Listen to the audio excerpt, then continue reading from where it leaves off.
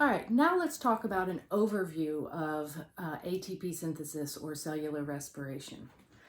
Now, there are three pathways.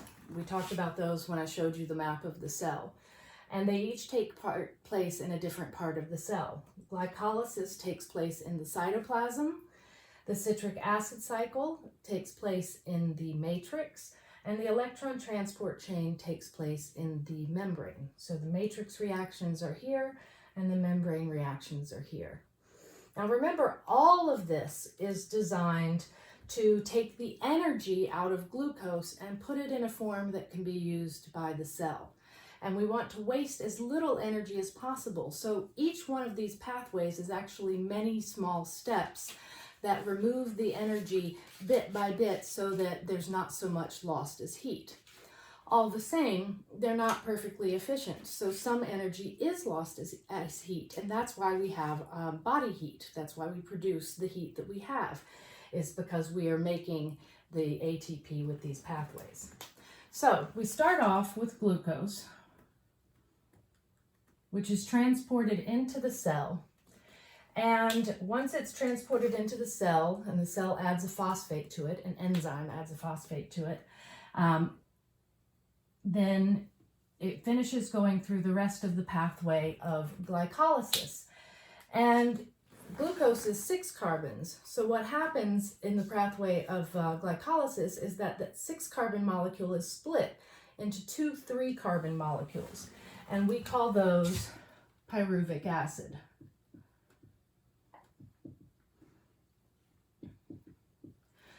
Now, in this process, there was some ATP formed. So ADP has to be nearby, and it swings in, picks up the energy in the phosphate, and becomes ATP.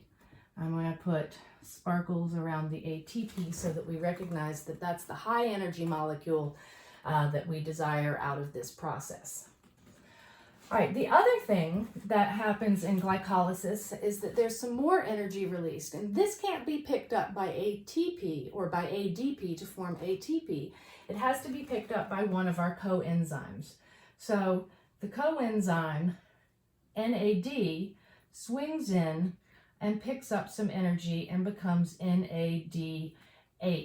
Just like we see with ATP holding the energy in the bond between the adenosine and phosphate, NAD holds the energy in the bond between NAD and that hydrogen. So that pair of electrons that they're sharing, that's the energy that it's holding to transfer to something else shortly down the pathway.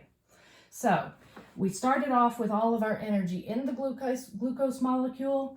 Now we've got some energy in ATP, some energy in NADH, and some energy in pyruvic acid. Now let's look at how we get the energy out of pyruvic acid next. Pyruvic acid travels to the mitochondria into the matrix and goes through a process known as the citric acid cycle. In the citric acid cycle, the pyruvic acid is broken down, all of the carbons are separated, and they're bound with oxygen. Remember that oxygen that we have to breathe in? That's why. So it's combined with oxygen to form CO2. And so what comes out of the citric acid cycle in terms of the original glucose molecule is carbon dioxide. And also there is some water formed. Okay, so now the energy that was in the glucose molecule has been transferred or was in the pyruvic acid. Pyruvic acid gets broken down into carbon dioxide. So all of the carbons that were in the original glucose have now been separated and turned into carbon dioxide. Just like we saw with glycolysis, citric acid cycle forms some ATP. So ADP swings in, picks up a phosphate, and forms ATP. But most of the energy that is released in the citric acid cycle is once again picked up by coenzymes. NAD and its cousin, FAD, both swing in to pick up energy from the citric acid cycle and become NADH and FADH2. Don't worry about the 2, that's just its particular way of holding on to the energy. All right, so our glucose is totally gone now. In fact, we're breathing it out. We've made a little bit of ATP, but most of the energy that was in that glucose molecule is currently sitting in NADH and FADH2.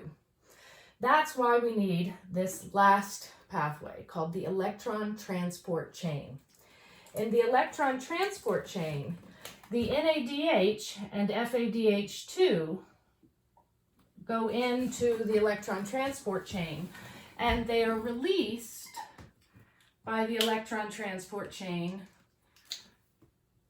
to become NAD and FAD again. But in that process, the great deal of ATP is made.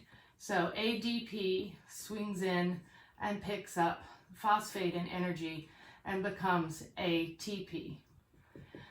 Now, if I actually wrote all of the ATPs here that were formed, I would fill up the entire board.